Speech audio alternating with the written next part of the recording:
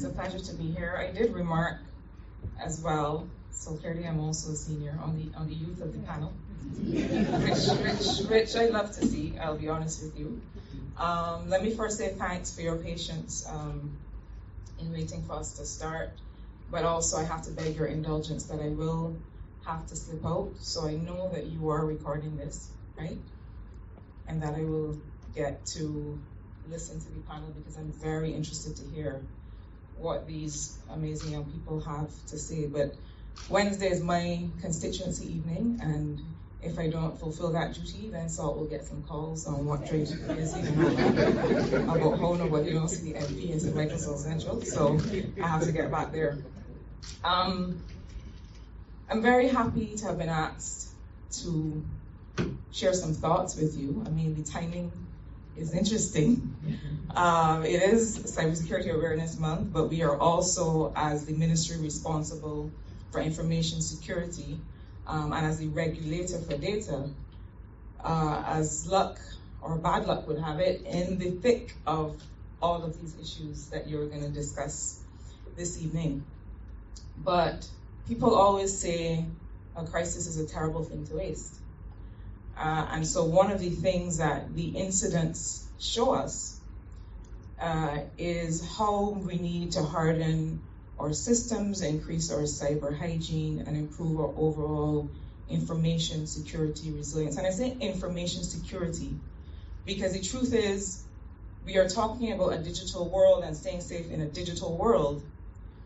And there are often people who believe that it is less safe in this digital world. But in many ways, there's nowhere that's less safe than a piece of paper that can blow around or documents that can end up in the wrong hands. So the notion that digital means less safe is also one that I hope that you're going to help debunk this evening, because it actually gives us an opportunity to make things more safe and more predictable if we do it the right way.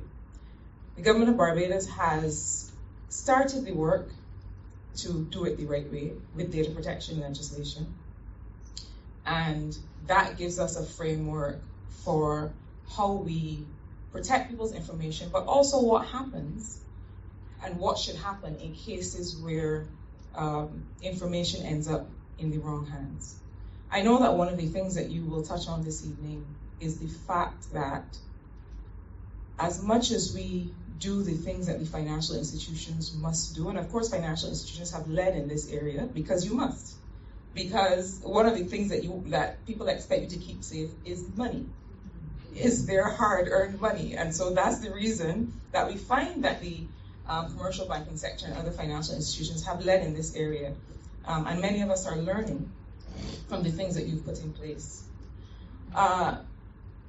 But the truth is that we must expect, and I know this is something that people don't expect me to say, but we must expect that incidents will occur. Many of you see from time to time, I've had 2 emails this week alone from some company that's writing to say, listen, your data may have been compromised. Take the following steps and all the best. And one of the reasons that we have a responsibility to do all we can is that we know that cyber terrorists and cyber criminals will keep trying. They will keep trying.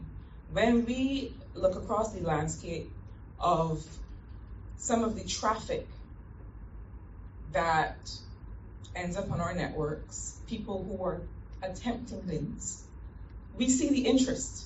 And it's not just in our part of the world, but we know that people are going to keep trying. And we also know that things are going to happen. What we have to work on is managing that risk. We are in the business of managing risk in this room. And making sure that we reduce the vulnerabilities across all of our systems. And so the Data Protection Act gives us some of the wherewithal to help do that and to understand what is necessary to protect information and what we do in cases where information is breached. Cybercrime legislation also gives us the wherewithal to be able to do that. And I will say to you that never have I been more convinced of the need for the pending cybercrime legislation than I have been over the last weeks and months. That legislation and its accompanying mutual assistance in criminal matters legislation gives us the reach. A lot of the cyber criminals and cyber terrorists that we're dealing with, actually most of them, I dare say, are not in this region even. We need to be able to have the tools to find, to gather evidence and to prosecute. And so the accompanying legislation allows us to do that. But I want to come quickly to what I consider is the requirement for a national strategy. The Ministry of Industry, Innovation, Science and Technology a couple years ago put together a cybersecurity strategy. Now, we all know that a strategy is only as good as its actual execution. And so one of the things that we have done coming out of that is to put together a national cybersecurity unit. But the notion that any one ministry or any one financial institution or any one institution of any kind can be the only one to manage and execute a plan for cybersecurity is a false notion. As part of our cybersecurity unit, we have the cyber unit of the Barbados Defense Force that is represented in this room. I'll try not to look in those individuals' directions so nobody knows who they are. We have the cyber unit represented there because the truth is that this, I mean, not to sound extreme or overwrought, but this is war. People are trying to breach your systems and your borders, and it is a national security matter. And sometimes I feel that we don't understand that. And so we count on the BDF cyber unit that's making a lot of investments in their own capacity. We have local, regional, and international expertise represented on the National Cybersecurity Unit. We have the Central Bank of Barbados, to the extent that the Central Bank is also the regulator of the commercial banking system along with the Financial Services Commission. And of course, we have the Ministry of Technology, including GovTech. For those of you who may not know, GovTech is our agency that's responsible for the rollout and the monitoring and management of government technology. That was set up perhaps a year ago. But we've realized that we need boots on the ground for this work, just like we need in the kinds of war that we understand. And so as part of our cybersecurity strategy, we are at the point of setting up a security operations center, what you as cybersecurity experts would know as a SOC. And that gives us the surveillance capacity to understand what is happening in our environment. Not just what are the threats that currently exist, but the threats that are coming. As we speak, there are people in their attic, in their basement, in their car, all over the world, coming up with the new malware, coming up with the new ways of getting into our systems and getting our data. I mean, I don't want to sound alarmist, but that is a fact. There are people who spend all of their time trying to come up with these new tools. And so it is not just about looking for the threats on the landscape now, but looking for the emerging threats. One of the largest areas of technology in terms of growth is in the area of malware and malicious communications. One of the largest. So we may think that it is telecom systems or new handsets or new software for all. No, it's people who are looking to do harm. That is the area of activity in technology that is the fastest growing. But as a part of that infrastructure, not just the Security Operations Center, but we know that we have to have a national CSIRT, Cybersecurity Incident Response Team. Again, the lesson that we've learned in the most recent incidents is that we need to be able to deploy right away, to be able to find the threat, to be able to close the gaps, to make sure that no further breaches can be made and to be able to respond. And so I'm giving you a bit of information about what's the government strategy for how we systematically harden the data that we are responsible for. Because the truth is that this data moves all over the country, all over the place, all the time. And so it's not just about, well, if I work at the Ministry of Education, if I'm good here, or if I work at the Barbados Fiscal Service, if I'm good here. We also need to make sure that the transfers of data are also secure. We also need to make sure that the custom applications that we want to encourage developers to continue to build, that we want to build up that ecosystem for young developers, I hope somewhere in this room, that we make sure that all those custom applications are safe, that we continue to work with young developers and existing developers to understand how to securely build applications for financial services, for medical services, and so on. And this is the work in which the ministry is engaged. But the last thing I want to come to has to do with what I think is really the most important, which is the overall cyber hygiene of your institution and of the country, is the people.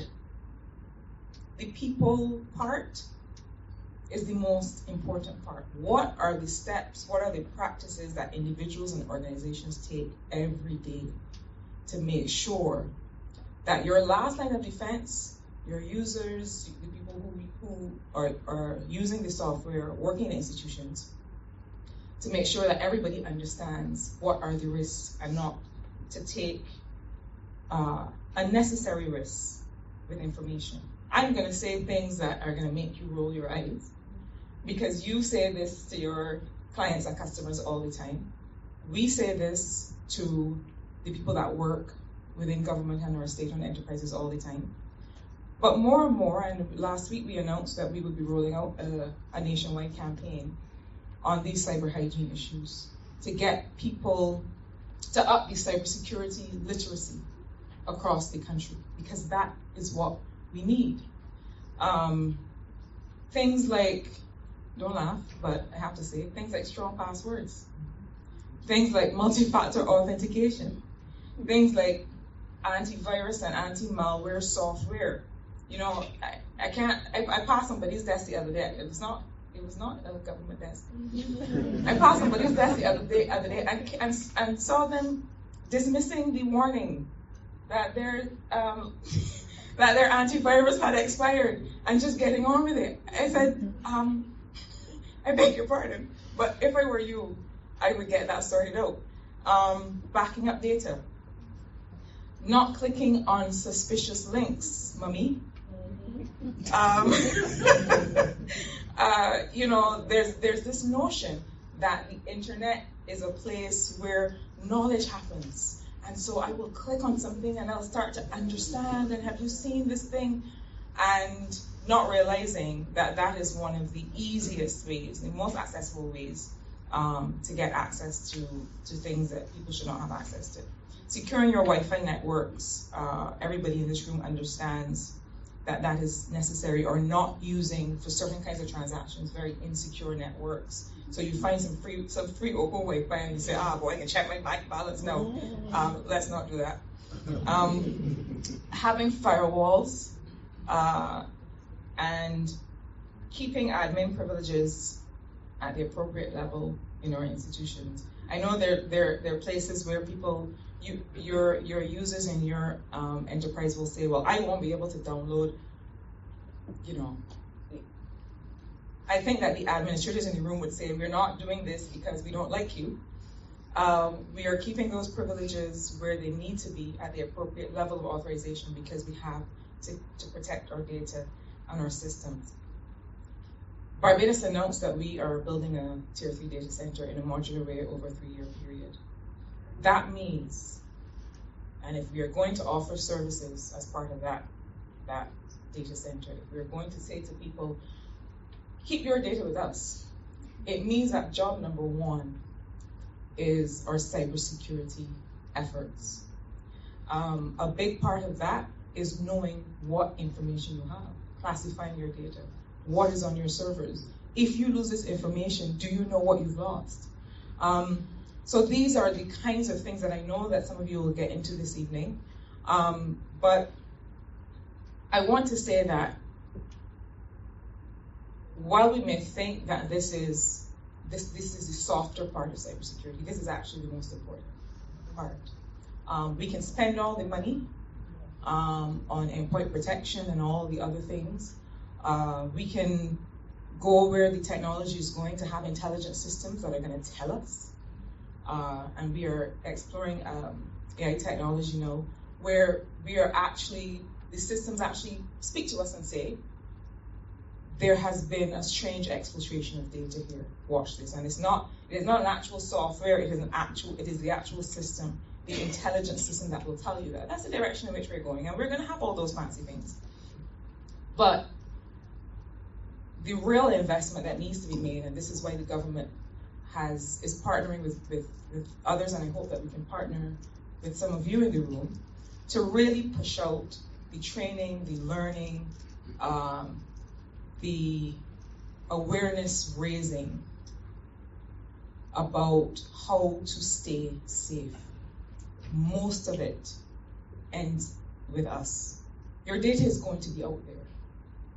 The truth is that we can't hold on to it anymore. The trick is, how do we make sure that we are taking the steps that we need to protect ourselves? I look forward to hearing from the panel, and I look forward to us as a country continuing this conversation, because like many other things that we have to do in order to grow, this is a partnership, this is a conversation, this is something that we have to do together, and so I look forward to that journey. Thank you.